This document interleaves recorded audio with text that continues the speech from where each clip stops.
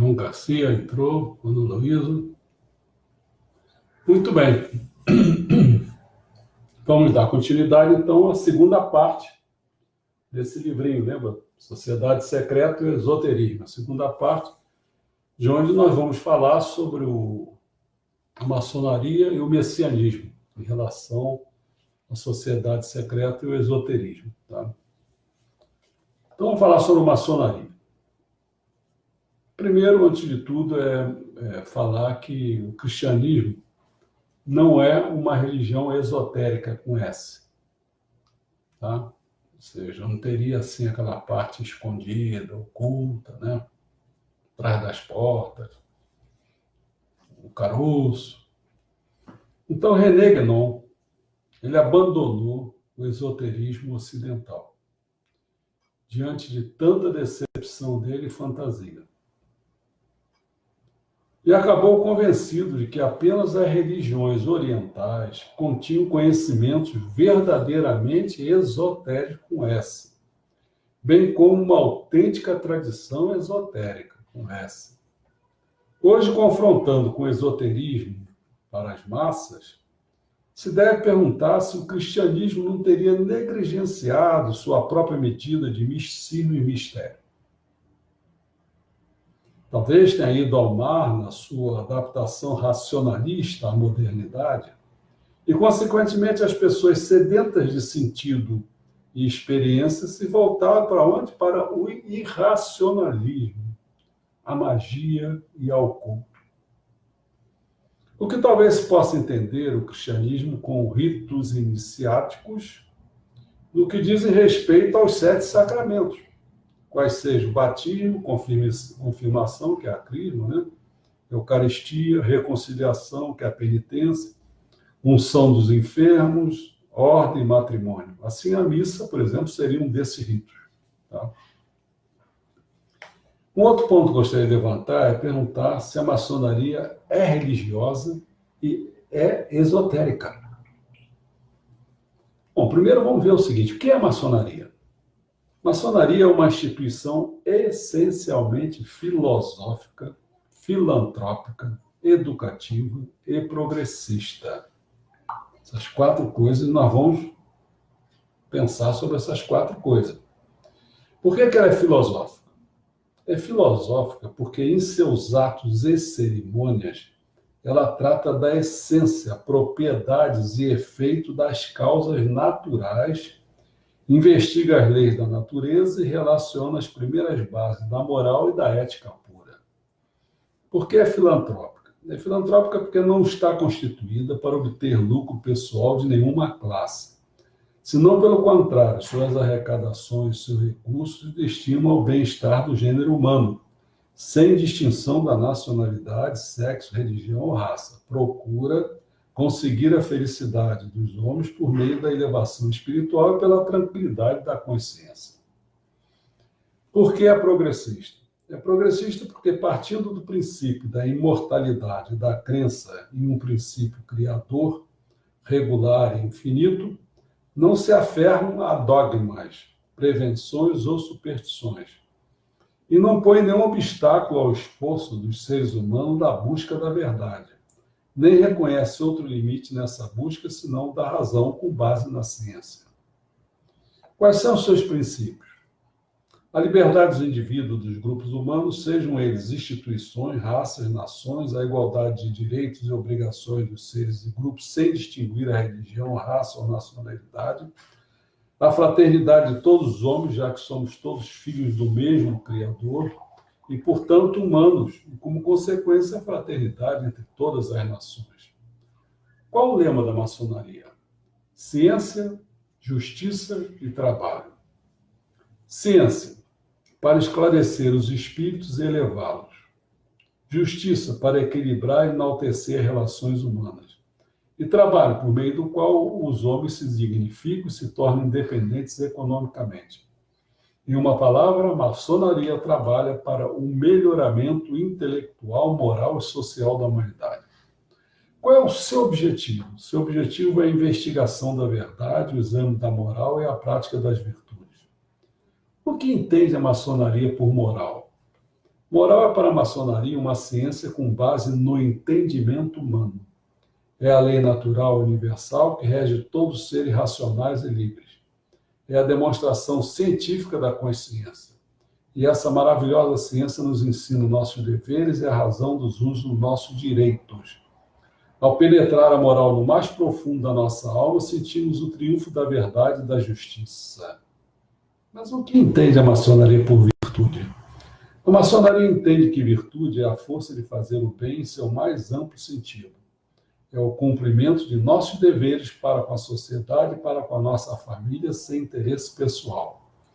Em resumo, a virtude não retrocede nem ante o sacrifício, nem mesmo ante a morte, quando se trata do cumprimento do dever. O que a maçonaria entende por dever? A maçonaria entende por dever o respeito aos direitos dos indivíduos da sociedade. Porém, não basta respeitar a propriedade apenas, mas também devemos proteger e servir aos nossos semelhantes. A maçonaria resume o dever do homem assim: respeito a Deus, amor ao próximo e dedicação à família. Em verdade, essa é a maior síntese da fraternidade universal. A maçonaria é religiosa? É religiosa? Sim. É religiosa, porque reconhece a existência de um único princípio criador, regulador, absoluto, supremo e infinito, ao qual se dá o nome de grande arquiteto do universo. Porque é uma entidade espiritualista em contraposição ao predomínio do materialismo. Estes fatores que são essenciais e indispensáveis para a interpretação verdadeiramente religiosa e lógica do universo formam a base de sustentação e as grandes diretrizes de toda a ideologias e atividades maçônicas. A maçonaria, então, é uma religião? Não. A maçonaria não é uma religião. Ela é uma sociedade que tem por objetivo unir os homens entre si. União recíproca no sentido mais amplo e elevado do termo. E nesse seu esforço de união dos homens, admite o seu seio pessoas de todos os credos religiosos, sem nenhuma distinção. Na IMMB, na Igreja Messiânica Mundial do Brasil, nós tínhamos maçons lá. Para ser maçom é necessário renunciar à religião à qual se pertence? Não. Porque a maçonaria abriga em seu seio os homens de qualquer religião, desde que acredite em um só Criador, o grande arquiteto do universo, que é Deus. Geralmente existe essa crença entre os católicos. Mais ilustres prelados têm pertencido à ordem maçônica. Vou dar alguns exemplos deles. O cura Hidalgo, o paladino... o cura Hidalgo, o paladino da liberdade mexicana, o padre Galvo, fundador da maçonaria na América Central, o arcebispo da Venezuela, Dom Ramo Inácio Mendes, o padre Diogo Antônio Feijó, esse já é o nosso conhecido, cônegos Luiz Vieira, José da Silva de Oliveira Rolim, da Inconfidência Mineira, Frei Miguelino, Frei Caneca e muitos outros. Quais outros homens ilustres? É isso que eu queria falar, porque são mais conhecidos que foram maçons. Filósofos, como Voltaire, Goethe, Lessing, músicos como Beethoven, Haydn e Mozart. Militares como Frederico o Grande, Napoleão e Garibaldi. Poetas como Byron, Lamartine e Hugo. Escritores como Castelar, Mazzini e Springer. Somente na Europa houve maçons ilustres? Não. Também na América existiram. Os libertadores da América foram todos maçons. Washington, nos Estados Unidos, Miranda, o padre da liberdade sul-americana, São Martín, Iohige, na Argentina, Bolívar, no norte da América do Sul, Marte, em Cuba, Benedito Juárez, no México, e o imperador Dom Pedro I, no Brasil. Quais os nomes de destaque no Brasil que foram maçons? Bom, Dom Pedro I, José Bonifácio, Gonçalves Ledo, Luiz Alves de Lima e Silva, que é o Duque de Caxias, Deodoro da Fonseca, Floriano Peixoto, Prudente de Moraes, Campos Salles, Rodrigues Alves, Nilo Peçanha, Herme da Fonseca, Venceslau Braz, Washington Luiz, Rui Barbosa e muitos outros. Então a maçonaria é tolerante? A maçonaria é eminentemente tolerante e exige dos seus membros a mais ampla tolerância. Respeita as opiniões políticas e crenças religiosas de todos os homens, reconhecendo que todas as religiões e ideais políticos são igualmente respeitáveis. e rechaça toda a pretensão de outorgar situações de privilégio a qualquer uma delas em particular. Então, eu pergunto, o que a maçonaria acaba combatendo? O que é que ela combate? A ignorância, a superstição, o fanatismo, o orgulho, a intemperança, o vício, a discórdia, a dominação e os privilégios. A maçonaria é uma sociedade secreta? Por incrível que pareça, não é. Pela simples razão que sua existência é amplamente conhecida. As autoridades de vários países lhe concedem personalidade jurídica. Seus fins são amplamente difundidos em dicionários, enciclopédias, livros de história, etc. O único segredo que existe e não se conhece, não por meio do ingresso na instituição, são os meios para se reconhecer os maçons entre si em qualquer parte do mundo e o modo de interpretar seus símbolos e os ensinamentos neles contidos. Quer dizer, ela não é, mas também é. Quais as principais obras da maçonaria no Brasil? A independência, a abolição e a república. Isso para citar somente os 3 maiores feitos da nossa história em que os maçons tomaram parte ativa. Quais as condições individuais indispensáveis para poder pertencer à maçonaria?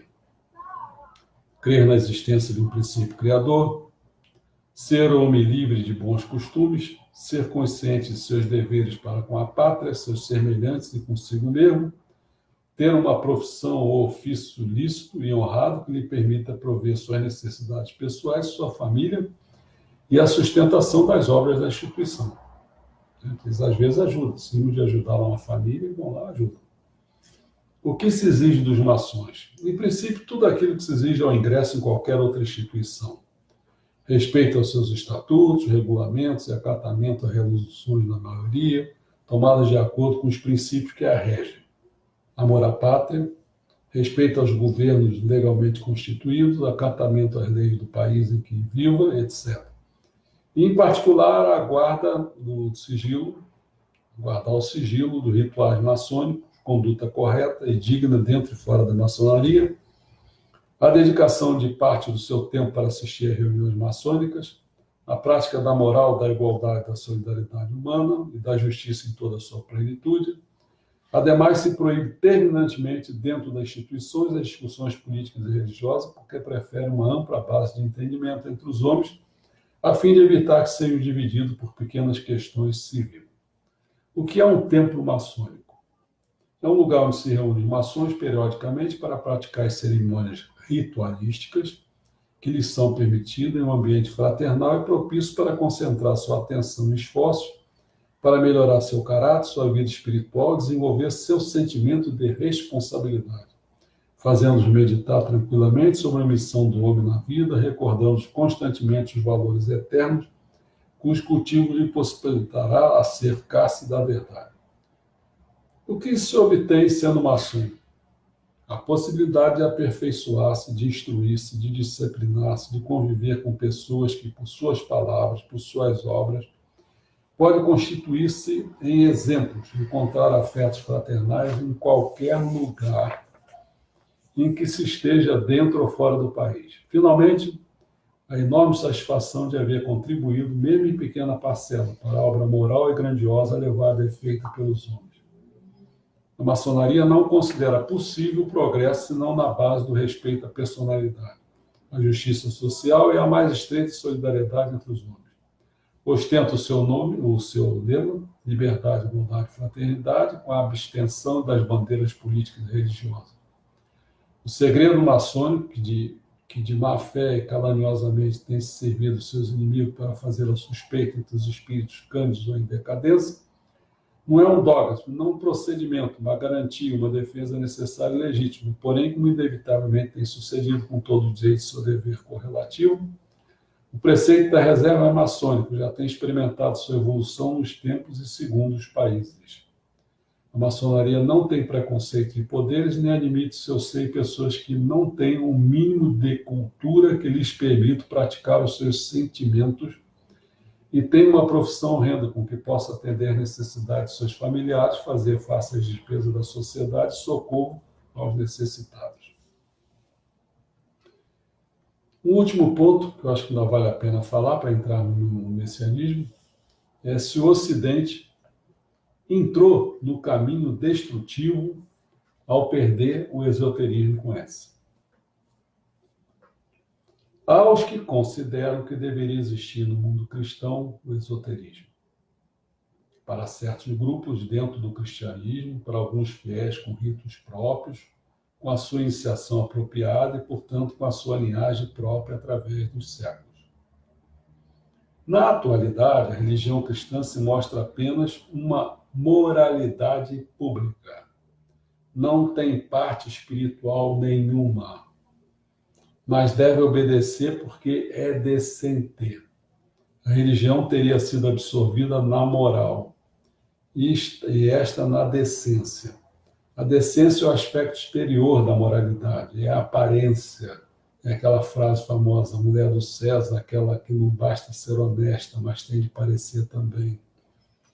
Isso seria, no fundo, a perda do esoterismo. Tá? Bom, não vou adiantar nunca, minha lição fala. De todo o esoterismo que existiu no cristianismo durante a Idade Média, só sobrou praticamente a maçonaria. Porém, ao ver de um livro escrito por um maçom importante que prega a restauração do simbolismo e da geometria maçônica, se pode concluir a partir daí, né, que se tem restauração é porque algo se perdeu. Como se passa a fazer um rito e não se sabe o que está fazendo com aquele rito, inclusive muitas vezes de forma errada. O que se sabe é que tem mais sufistas no Oriente do que maçons no Ocidente. A partir desse diagnóstico, a crise do mundo moderno no Ocidente se deu com o domínio do materialismo mais grosseiro a partir do século XVIII e XIX, com a instauração do Estado leigo, que não está comprometido com religião nenhuma, tendo que administrar as várias religiões a partir de suas manifestações externas, de suas condutas. Pode-se ter a religião que se queira, porque ela seria algo de foro íntimo do indivíduo. E, portanto, do ponto de vista do Estado, todas se equivalem, todas as religiões. Na Constituição americana existe um preceito que não se legislará sobre religião. Esse indiferentismo em relação à religião está consagrado no regulamento da maçonaria, pois nela se diz que o maçom tem de acreditar em Deus, de qualquer religião, pode jurar até em cima do Corão se quiser. Sumiram com a origem católica da maçonaria. O Ocidente entrou no caminho destrutivo ao perder toda a espiritualidade, especificamente por perder o esoterismo, com essa, né? E sobrar apenas o quê? O esoterismo com X, o esoterismo católico ou protestante. Regulamento de ordem moral, o único modo é reinjetar nele o esoterismo com essa. A maçonaria, em particular, se encontra perdida em rituais, ocos, símbolos vazios, falta o caroço, só se tem a casca. Os que dizem haver esoterismo com essa no Ocidente são porque confundem este com o ocultismo, como o espiritismo e a teosofia. Isso não tem nada a ver com o esoterismo. O Ocidente afundou tanto na espiritualidade que não tem mais como se consertar a si mesmo, sendo preciso uma intervenção que pode tomar basicamente duas formas. Quais são? Olha só que drama. Primeiro, a restauração da Igreja Católica sob a orientação de mestres espirituais orientais. Segundo, islamizar tudo de uma vez só. Entendeu como é que é? Não tem mais espiritualidade aqui. Tem aquelas formas todas lá, aquele rito. Existência de uma religião originária de Adão, variando, se adaptando de acordo com as circunstâncias da época, condições sócias, históricas, etc. Estava conservada na tradição hindu. No entanto, o hinduísmo só pode ser praticado por quem nasceu na Índia. Não existe conversão no hinduísmo. Deste modo, nos séculos XX e XXI, o esoterismo existe, aos olhos dos mais entendidos, tão somente na tradição islâmica. Bom, em 25 minutos, eu acho que a outra parte deve ser mais ou menos equivalente, que é o messianismo. Então, vamos abordar sobre tudo. Nós tocamos na sociedade secreta, tocamos no esoterismo com S, falamos da tarica, falamos da maçonaria agora. Então, vamos ver o que o messianismo pensa sobre cada uma dessas coisas. Sobre a sociedade secreta. O messianismo, que é a corrente que segue o Messias Meixo Sama, é contrário a tal sociedade por ensinar que se deve participar em prol da transparência religiosa. Olha o que Meixo Sama fala. Devem acautelar-se principalmente quando houver um mínimo de segredo que seja. O mínimo de segredo que seja. Se uma religião disser, por exemplo, isso não pode ser dito aos outros, mas podem ter certeza de que ela é herética. A religião correta e autêntica é a própria imagem da clareza, sem nenhum indício de sigilo ou mistério. Sobre o esoterismo com essa. A messiânica, que tem apenas o Messias Meixo Sama e seus ensinamentos como orientação da obra divina, não tem nada de Kyosho, não. Mas Kyosho é por outro lado. E da vida particular dos seus discípulos, entende, empregando as palavras esoterismo e esoterismo com X, que o esoterismo com S praticamente desapareceu nas suas instituições. Hoje o que predomina no seu seio é o esoterismo com X. Tudo isso porque se perdeu a prática de ser messiânico no seu sentido ultra-religioso. Porque é lá que está o esoterismo com S, não com X. De onde vingou o quê? O que passou a ter mesmo? É devoção religiosa, que é o esoterismo com X, com encaminhamentos de donativos em suas metas, bem como em prestar atenção exclusivamente nas frequências aos cultos, ministração de jorei, prevalecendo a noção exagerada de obediência por diretrizes e decisão dos superiores. Isto é, se norteou pelo sojo sendajo, ou seja, do sem o isonome, impedindo a formação de mamerito àqueles que estudam e praticam os ensinamentos. Um cuidado que se deve ter é não transformar o messianismo no mesmo que o cristianismo se tornou, isto é, numa religião moralista, na decência, vivendo apenas numa aparência sem essência, numa casca sem caroço. O Messias Meixo Sama, quando pesquisou a Bíblia, ensinou. Quando eu era jovem, discutia a respeito do milagre numa reunião de pesquisa da Bíblia, dizendo que não conseguia acreditar absolutamente nos milagres. Então, arrisquei todos os trechos relacionados a eles. Lendo sem esses trechos, ela não era, a Bíblia não era relacionada mais a um livro religioso, e sim a um livro de moral. Quando entendi isso, perdi todo o interesse que tinha e larguei a pesquisa. Então, a gente pode imaginar que, se comparado assim, com os livros de ensinamento do Meixo Sama, que são ultra-religiosos. É isso que a gente tem que começar a pensar, né? Ainda ele disse mais ainda. Como sempre digo, há uma bola de luz no meu ventre. Essa bola é o Espírito de Deus, de modo que ele mesmo, Deus, me maneja livremente meus atos, minhas palavras, tudo. Ou seja, em mim não há distinção entre Deus e o homem. Este é o verdadeiro estado de união com Deus. Como o Espírito Divino que habita o meu ser é o mais elevado, não existindo nenhum Deus superior a este, não faz sentido reverenciar outros deuses. A melhor prova são os milagres manifestados diariamente pelos fiéis. Ora, se até os meus discípulos evidenciam milagres que não lhes são inferiores aos manifestados por Cristo, poder-se-á, através desse único fato, né, imaginar a minha hierarquia divina. Lembra que quando eu falei, né, de ser esotérico com essa, eu falei do ritos mágico, do rito religioso, do rito iniciático. Eu vou falar sobre cada um deles. Tá? Ritos mágicos. O Messias, ao afirmar isto abaixo que eu vou falar, quer dizer que empregaria ritos mágicos ou seriam outros ritos? Vamos ver. Acrescente-se ainda que todos os religiosos existentes até agora previram a concretização de um mundo paradisíaco, mas não disseram que seriam eles os construtores deste mundo. Isto porque seu nível divino era inferior e seu poder insuficiente. Mas eu afirmo que o paraíso terrestre, mundo sem doenças, problemas e conflitos, será construído por mim, Daqui para frente evidenciarei inúmeras realizações surpreendentes, nunca vistas até agora, e por isso gostaria que se observasse com muita atenção. Surgirão inúmeras ocorrências inconcebíveis em termos de realização humana. Então, mas o que é que ele fez? Ele ia fazer várias coisas assim, mas o que é que ele fez? Que possibilitou diversos milagres. Ele fala assim: meu poder é o poder de Jeová. Posso dizer que Jesus Cristo tornou-se meu filho, o que os membros estão realizando atualmente foi o que Jesus Cristo realizou. Há 8 anos passados, uma pessoa que não abriu os olhos em 2 minutos passou a enxergar completamente. Este artigo está publicado na revista Glória. Há 13 anos, mais ou menos, uma pessoa que não conseguia ficar em pé, em apenas 20 minutos, conseguiu, no dia seguinte, passou a caminhar.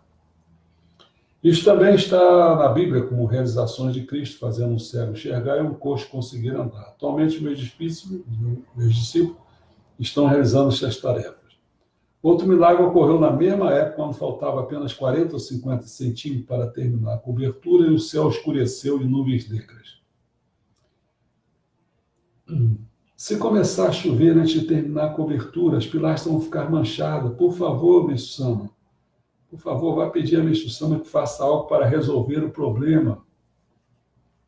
Messama, primeiro, porém, diga-me quanto tempo vocês necessitam para terminar o teto. Provavelmente cerca de 30 ou 40 minutos, mas seria melhor se tivesse 1 hora mais de bom tempo. Está bem. Irei e contar-lhe o que ocorre. Quando chegou a Meixo-sama, este lhe perguntou: qual é o problema?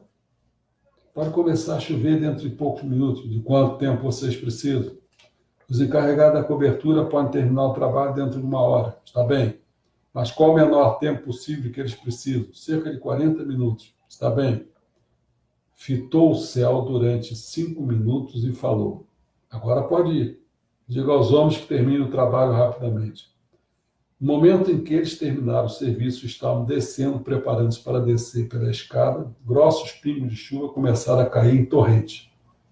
Entretanto, não estava chovendo até cerca de 5 centímetros, 5 metros ao redor da casa. Dali para frente estava tudo inundado. Aí vem a pergunta: teria sido esse milagre provocado por um rito mágico? E a questão a seguir também de respeito a tais ritos. Olha só. Existem atividades dos elos espirituais não só do homem, mas em todas as coisas. Por exemplo, a casa onde se reside, os objetos que sempre se usam, entre os quais roupas e joias, e principalmente as coisas do que mais se gosta, possuindo um elo espiritual mais grosso. Numa antiga revista espiritualista dos Estados Unidos, foi publicada uma reportagem sobre uma senhora que tinha um poder misterioso. Pelos objetos, ela identificava a fisionomia, a idade e as atividades recentes do seu dono. Quando contemplava atentamente um objeto, tinha a impressão de estar diante da fotografia da pessoa. Isso ocorria por causa do elo espiritual existente entre a pessoa e o objeto. Através desse exemplo, pode-se perceber como é sutil a profunda atuação dos elos espirituais. Rito religioso. Um rito realizado por Kyoshi-sama seria um rito religioso com uma confecção de oricários, por exemplo? Então, de novo, um rito realizado por Kyoshi-sama, não por Meixo-sama. Seria um rito religioso com uma confecção dos oricários? Tem que confeccionar o oricário, como é que é isso? Para os da Igreja Mundial do Messias, que tem Meixo-sama, tem Kyoshi-sama como um continuador, né? Quer dizer, pode fazer novos ensinamentos, o negócio todo. A resposta seria sim. Já para os da Igreja Messiânica Mundial, seria não. Tal divisão se deve à confusão da existência de Kyoshi-sama ou não, algo semelhante ao imã no Irã, passando o bastão de sucessão em sucessão para um membro da família e recebendo revelações e expandindo o número de ensinamentos. Em poucas palavras, guiar-se e se administrar pela sistematização dos ensinamentos Meixo-sama versus pela liderança religiosa. Em outras palavras, nem sunitas e nem xiitas, nem católicos nem protestantes, nem Tenson e nem Izumo, mas sim Yamato. Há outras confusões, como para os lamitas e os cristãos aguardaram o retorno de Maomé e Jesus, respectivamente. Para o islamismo e o cristianismo, voltar a dominar o mundo. Já para o Messias Meixo Sama, o que ele fala? A profecia de Jesus Cristo de Nazaré chegará ao fim do mundo, parece-me um tanto temível. Mas se pensarmos bem, não é nada demais. Será o fim do mundo que existia até agora. E não significa a extinção de tudo que existe na Terra. A profecia de Cristo sobre o fim do mundo refere-se ao fim do mundo da noite. As religiões chegaram até hoje sem grandes desgastes por serem religiões. O que Cristo profetizou foi magnífico. Sua profecia, segundo a nossa explicação, acertou em cheio na mosca, porque Canon irá surgir no mundo e fará o julgamento. A prática do jorei seria um rito religioso ou de cunho iniciático? Vejo e decido com este exemplo milagroso. Outro aconteceu no verão de 1945, quando se colocava o telhado na casa de contemplação da montanha. Em Racone, o transporte de rochas enormes era muito frequente, portanto havia um grande perigo. Um jovem que se dedicava na construção do jardim em volta daquela casa prendeu a mão entre duas rochas e o sangue imediatamente começou a escorrer. O fundador passava por ali nessa hora e tão logo viu o que estava acontecendo, começou a ministrar jorei no lugar onde se encontrava a uns 3 metros de distância do rapaz. O sangue que saía em grande quantidade estancou em cerca de 3 minutos.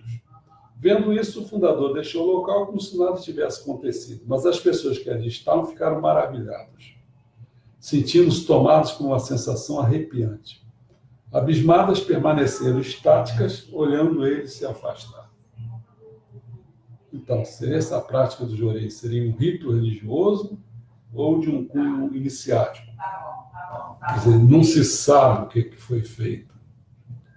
Não foi simplesmente um rito religioso. Tem alguma coisa por detrás. Uma coluna de salvação. Entendeu? Finalmente, vamos ver os ritos iniciáticos. Tal rito poderia envolver uma questão que nem essa. Olha o que o Meixo Sama fala. Todos os astros exercem influência sobre a humanidade. Não só os grandes planetas, como Júpiter, Marte, Saturno, Vênus, Mercúrio e outros, mas também os inumeráveis estrelas, grandes, médias e pequenas, assim como se destacam os cinco grandes planetas citados. Em cada época existem 5 personalidades mundiais. Algo como eu falando, né? Meixo Sama com messianismo, o Gandhi com hinduísmo, Dalai Lama com budismo, João Paulo II ou Martin Luther King com cristianismo, até lá Khomeini com islamismo. Também acho interessante se comparar o homem às estrelas, e referindo-se a personalidades renomadas, falar em passagem de uma grande estrela ou queda de uma estrela. A história registra que, inclusive no Ocidente, houve uma época que se dava muita importância à astrologia e os mestres religiosos. Consultavam os astros para ver a sorte ou o infortúnio, a felicidade ou a infelicidade do homem, para analisar as doenças, etc. A astrologia teve, pois, uma importância mundial. Na China, a ciência da adivinhação também tomava por base os novos planetas. Para Meixo Sama, não é sem cabimento o interesse que os antigos tinham pelo estudo dos astros. Não ainda nesta, de como as estrelas se relacionam com o destino humano. Interlocutor, por favor, Meixo Sama, ensine sobre o mistério da estrela do norte, a Ursa Maior, Marte, Saturno, etc. Como essas estrelas se relacionam com o destino de um ser humano? Meixo Sama. A estrela do norte e a Ursa Maior são muito misteriosas. Essas estrelas emanam forte energia espiritual. A razão pelas quais ímãs apontam para o norte é por causa da energia forte que sai da estrela do norte. Em japonês, norte é pronunciado como kita. Segundo o espírito da palavra, ki significa energia e ta significa cheio de energia. Temos 5 grandes estrelas, Júpiter, Marte, Saturno, Vênus e Mercúrio. Cada um tem uma natureza diferente. Marte tem energia do fogo, Saturno tem características de terra. Isso é realmente verdade. Essas estrelas têm uma grande influência no destino humano. Cada ser humano tem uma estrela correspondente no universo. A razão pela qual existem 5 grandes estrelas é porque existem 5 grandes líderes no mundo. Desde tempos antigos, quando uma grande pessoa falece, dizemos, uma grande estrela caiu. Uma nota nossa aqui, em japonês, todos os corpos celestes, incluindo planetas, são chamados de estrelas. Esta discussão é sobre relações espirituais e não a luz física emanada ou refletida das estrelas ou planetas. Ou quem sabe ainda nessa situação, né? Quando cavamos um poço, qual direção devemos escolher? A condição espiritual do dono tem alguma influência na qualidade da água?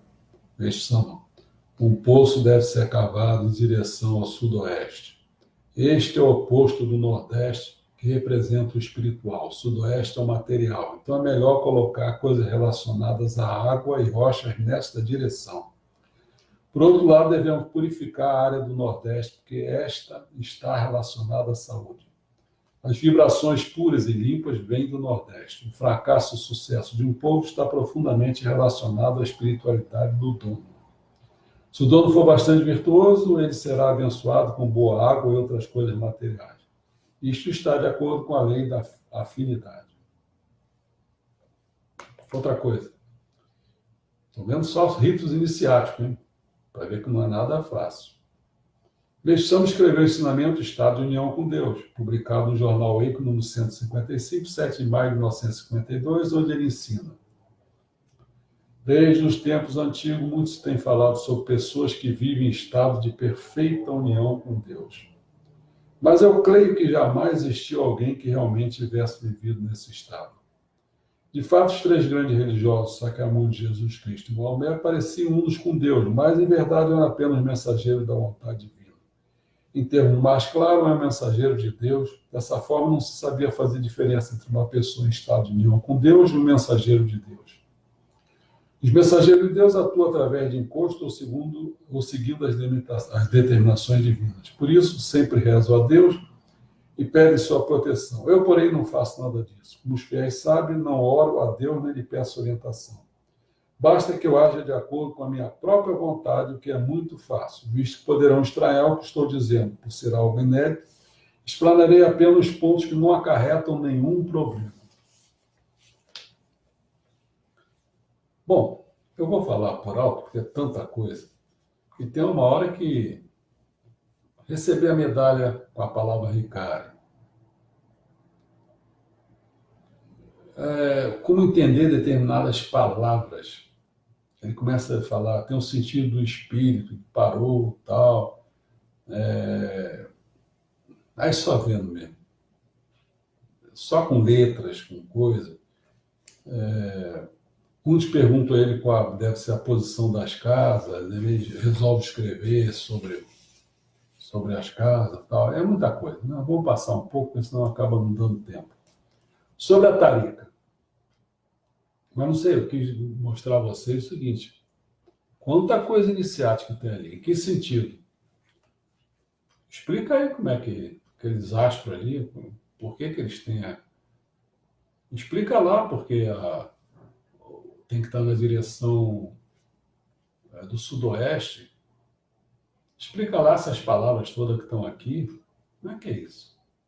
Não precisaria do rito iniciático, ou seja, não precisaria de uma pessoa para explicar esses detalhes? Não do ponto de vista religioso, nem de magia, não.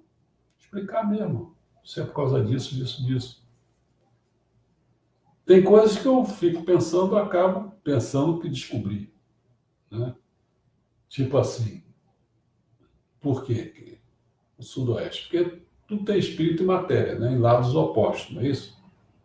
Então, o que é o lado mais espiritual? Bom, tem dúvida. Porque se o leste é para a direção do Sol, né? O que tem mais próximo do polo, né? É o polo norte. Quer dizer, então, está o lado norte, está o lado leste, então o nordeste é isso aqui, certo? Então o nordeste realmente é a parte mais espiritual, e o contrário seria o sudoeste. Bom, sobre a tarica. Primeiramente, é bom lembrar que tarica são confrarias esotéricas do maometismo, da corrente contemplativa e mística do Islã. Tá? O maometismo só foi colocado para chamar a atenção de que não é o nome apropriado para os seguidores de Maomé. O mais correto é islamismo. Bem como também não se deve chamar de árabes, mas sim de muçulmanos, pois aproximadamente 1 em 4 pessoas do mundo é muçulmana e não está necessariamente onde se era esperado, como nos 22 países árabes, com sua população em torno de 350 milhões de pessoas, a saber, Egito, Iraque, Jordânia, Líbano, Arábia Saudita, Síria, Iêmen, Líbia, Sudão, Marrocos, Tunísia, Kuwait, Argélia, Emirados Árabes Unidos, Bahrein, Catar, Omã, Mauritânia, Somália, Palestina, Djibouti e Comores. Observar que a Índia, país da maioria hindu, tem mais muçulmano que qualquer outra, porque só ela tem 160 milhões, ou seja, 13,4% da população dele, muito mais, né? Exceto a Indonésia, porque a Indonésia tem mais, tem 202. O Paquistão tem 174. Isso que é 2 vezes mais que o Egito. Né? A China tem mais muçulmano do que a Síria. A Alemanha, porque são muito populosos, né? A Alemanha mais que o Líbano, e a Rússia mais que a Jordânia e a Líbia juntas. Cerca de 2 em cada 3 muçulmanos estão na Ásia. O Oriente Médio e o Norte da África juntos abrigam cerca de 1 em cada 5 dos muçulmanos no mundo. Há quem diga que existe apenas 1,5 bilhão de muçulmanos no planeta, representando 23% da população mundial. Tem 7 milhões, né? Permanecendo atrás da população cristã, estimada em 2 milhões e pouco. Enfim, isso tudo foi dito para fixar que a tarica pertence a apenas um país dos muçulmanos, que inclusive são persas e não árabes, que é o Irã. O grande movimento filosófico dentro dessa nação gira em torno da interpretação do Corão, e em parte na Sharia. Isso não só ocorre com a religião. A distinção entre filosofia e esoterismo só existe para o Ocidente. Logo, a força da tarica reside e se fundamenta em Maomé. No entanto, o Messias Meixão assinala que o islamismo não é tão avançado. Ele que tem algumas coisas em comum com o budismo, como ser uma das 3 religiões mais importantes, embora sejam atrasados, bem como seu fundador ser simplesmente um mensageiro de Deus. E o Messias comenta sobre Maomé ter sido um conquistador para expandir a fé. Isso é crime e mérito ao mesmo tempo. Nesse caso, calcula-se a diferença. Por isso, a pena torna-se relativamente leve. Porém, a expiação pelo crime cometido. Mesmo realizando algo extremamente bom, proporcionalmente ao crime que cometeu, o espírito cai no inferno. Mas pode acontecer de ali o Emadai afirmar: como você praticou bem, vou mandá-lo para o céu. Mas antes deve ficar no inferno por 1 ou 2 anos, pelo mal que praticou. O mesmo que aconteceu com Jesus Cristo. Comenta-se também sobre a semelhança com o cristianismo e o budismo. Por exemplo, visão pecaminosa dos instintos, superação pela abstinência, desenvolvida através de sofrimento sem alegria. Comum apenas com o cristianismo se tem: ambos são revolucionários, mas não heróicos na parte espiritual, voluntarioso de não revelar seu íntimo. No que se refere ao islamismo ser desenvolvido através de sofrimento sem alegria, por exemplo, ele afirma: o maometismo caracteriza pela prática da penitência e do ascetismo, como o jejum do mês do Ramadão. Consideramos como essência da fé. Assim, o homem torna-se uma espécie de ser anormal, que transforma o sofrimento que ele tem de suprir com as próprias forças e insuficiência do poder da religião. Finalmente, o último ponto, o último que nós vamos tratar é sobre a maçonaria. Como é que o messianismo vê a maçonaria? Antes de começar a Segunda Guerra Mundial, Meixo Sama, em 11 de maio de 1935, orientou: a maçonaria foi fundada pelos judeus há mais ou menos 2.000 anos atrás e até hoje mantém suas atividades. Há vertentes afirmando que ela teve início na Mesopotâmia. Outros confundem os movimentos religiosos do Egito e dos caldeus como sendo trabalho maçônico. Há escritores que afirmam ser o Templo de Salomão o berço da maçonaria. Muitos dos princípios éticos maçônicos foram inspirados pelo judaísmo, ou melhor, pelo Antigo Testamento. Os ritos e símbolos da maçonaria e outras sociedades secretas recordam a reconstrução do Templo de Salomão, a estrela de Davi, o selo de Salomão, os nomes dos diferentes graus, como, por exemplo, Cavaleiro Kadosh, que em hebraico significa santo, Príncipe de Jerusalém, Príncipe do Líbano, Cavaleiro da Serpente de Airã, e vai para aí afora. A luz é um importante símbolo, tanto no judaísmo como na maçonaria. Fala assim, em Provérbios, na Bíblia. Pois o preceito é uma lâmpada e a instrução é uma luz. Um dos grandes feriados judaicos é o Chanukah, ou Hanukkah, ou seja, o Festival das Luzes, comemorando a vitória do povo de Israel sobre aqueles que tinham feito da prática da religião um crime punível pela morte, ali pelo ano 165 a.C. Os judeus substituem o antes de Cristo e o depois de Cristo pelo antes e depois da Era Vulgar. A luz é um dos mais densos símbolos na maçonaria, pois representa para os maçons da linha inglesa o espírito divino, a liberdade religiosa, designando para os maçons de linha francesa a ilustração, o esclarecimento, o que esclarece o espírito, a claridade intelectual. Outro símbolo compartilhado é o Templo de Salomão. Figura como uma parte central na religião judaica, não só por ser o rei Salomão, mas das maiores figuras de Israel. Como o templo representar a zenite da religião judaica. Na maçonaria juntou-se a figura de Salomão à da construção do templo, pois são os maçons, simbolicamente, antes de tudo, construtores, pedreiros, geômetros e arquitetos. Os rituais maçônicos estão prenhes de lendas sobre a construção do Templo de Salomão. Para os maçons existem 3 Salomões: o Salomão maçônico, o bíblico e o histórico. Outro aspecto comum tem-se os esforços positivos na maçonaria e no judaísmo para encorajar o aprendizado. A cultura judaica tem uma larga tradição de impulsionar o maior número de judeus a se notabilizar pelo conhecimento nas artes, na literatura, na ciência, na tecnologia, nas profissões em geral.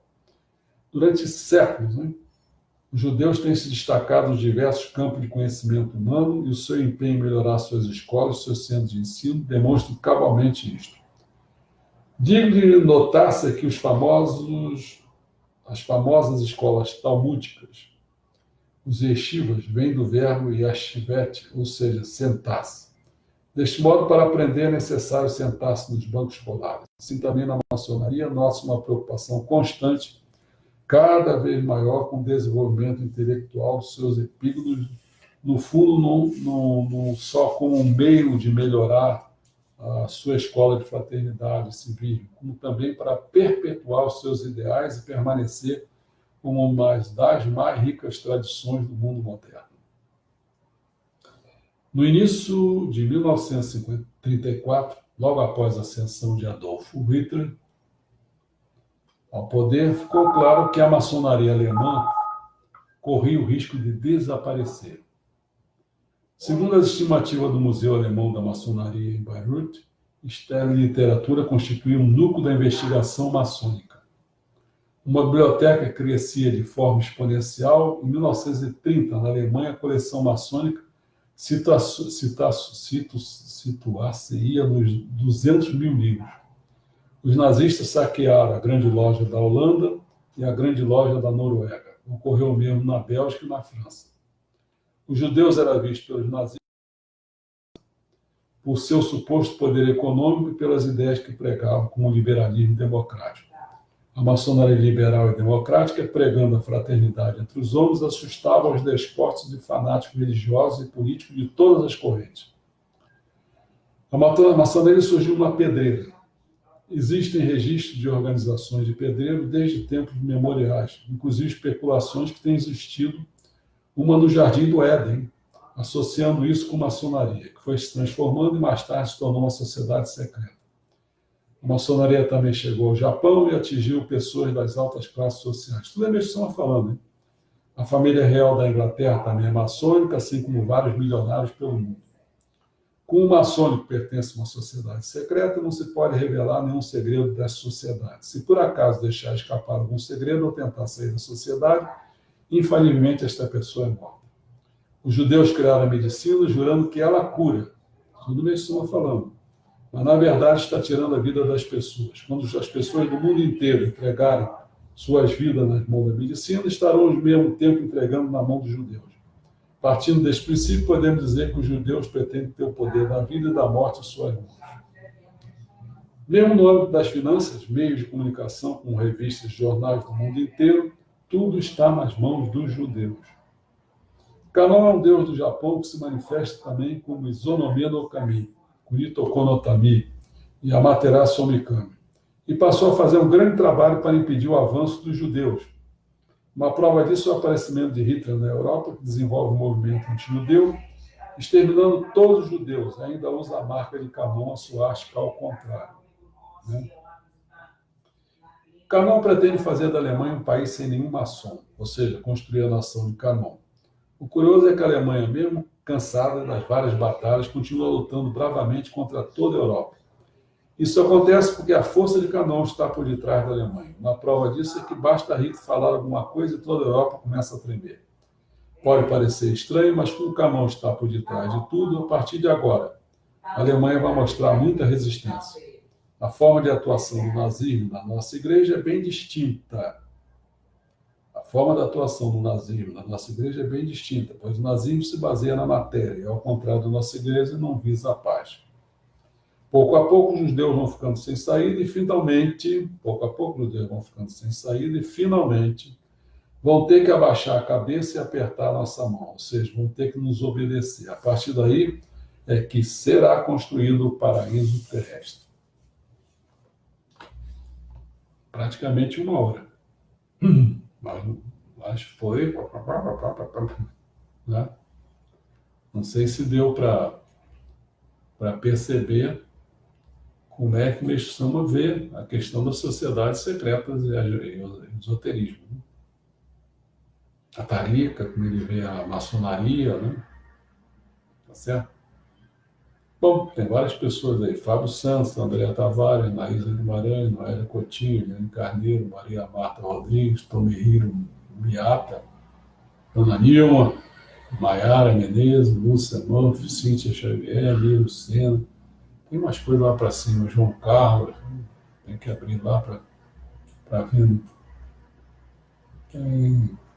Agora está difícil ver João Garcia, Ana Luísa. Bom, não temos hoje o Rodrigo Maia para fazer pergunta. Alguém quer fazer alguma pergunta? Sentiram a problemática?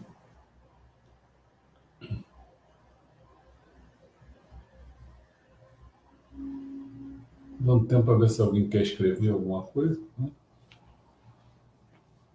Amanhã nós vamos tratar no Servaria Messiânico.